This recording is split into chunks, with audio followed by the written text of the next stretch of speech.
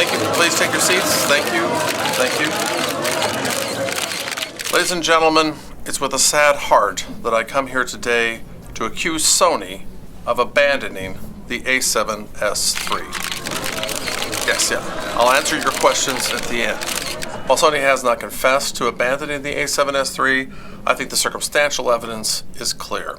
Clear enough at least for an indictment, if not for a verdict. Let's take a look at the evidence. I'll swear myself in. Do I promise to tell the truth? Sure. In 1994, I attended my first NAB, or National Association of Broadcasters convention. Sony kind of ruled the world. They shot things on a $20,000 camera on this Beta SP tape. Now this isn't the Betamax tape. This was what the professionals were using at the time. It was standard definition, and it's the best that they had. And then a miraculous thing occurred in 1995. Sony came out with the VX1000. It cost about $3,000 and it shot to tape, but it was digital onto tape. It was amazing. You could shoot something on the digital tape and then ingest that into the computer, edit it, and put it back on the tape without any loss. This was unheard of.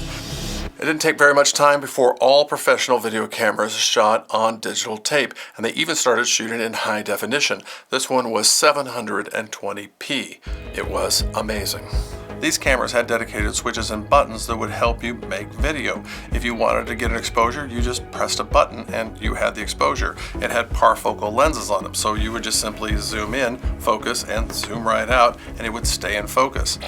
And then there's something that happened that changed the world once again. It was the Canon 5D Mark II. The original 5D only shot digital stills, and the Mark II added the video function as well. It doesn't focus continuously like a point and shoot or a consumer camcorder would. But what you get in return for that is image quality, which is astounding. Well, it didn't take very long for people to figure out that the Canon 5D Mark II was wiping the floor with professional video cameras. Independent filmmakers, including myself, all abandoned the large video camera in favor of the still camera. Now, when that happened, we lost a lot of the features that came with a dedicated video camera. The biggest one for me was neutral density filters. Even the original Sony VX1000 had built-in neutral density filters. There was also quick access for iris and white balance. So all those great video features that we became used to disappeared overnight, and we were left trying to make video out of a stills camera. So over the years, the camera companies have tried desperately to put back those features into a body that was never meant to be a video camera at all. And they've done a really remarkable job. About 5 years ago, I went to NAB with a list of everything that I wanted in a video camera. All the features on my list were in cameras that were in production at the time, but surprisingly, I couldn't find a single camera that had all of them. When the a7S III came out, it had almost everything on my list, except built-in neutral density filters. So I bought it, and it has been a fantastic camera because Sony listened and gave us pretty much everything that you could possibly want in a camera, including XLR inputs, but you do have to buy an additional adapter for that. So let me tell you how I think this relates to Sony now abandoning the a7S III. Well, what is there that Sony could put in the a7S IV that would cause someone like me to buy it? Well, obviously, neutral density filters.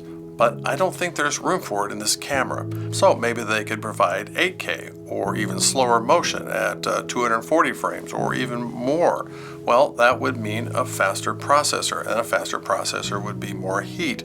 And guess what? These little cameras can't take much heat. Canon found that out when they pushed their camera to the limit. Now, I know that Canon has fixed much of its overheating problem through firmware. What I'm saying is there room for even more processing and heat in that camera body, be it Canon or Sony or any of the other manufacturers? I don't think so. So given the limitations of the Sony body, what can Sony do? Well, they can beef up the body. Oh, that would be an FX3. And that's exactly what they did. After years and years of R&D into the Sony a7S III, they made an exact copy in a better body. In the FX3 body, Sony can give videographers more of what they want. They can go to 8K or slower motion, or even perhaps neutral density filters. So what has Sony said in its defense? Well, nothing.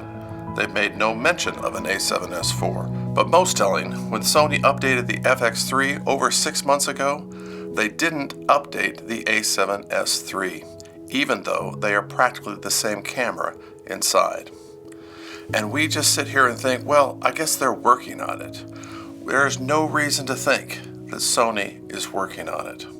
There comes a point in time when you realize your girlfriend has just ghosted you. The only rational conclusion is that Sony has abandoned the a7S line. Well, please subscribe and hit the like button to help the word get out.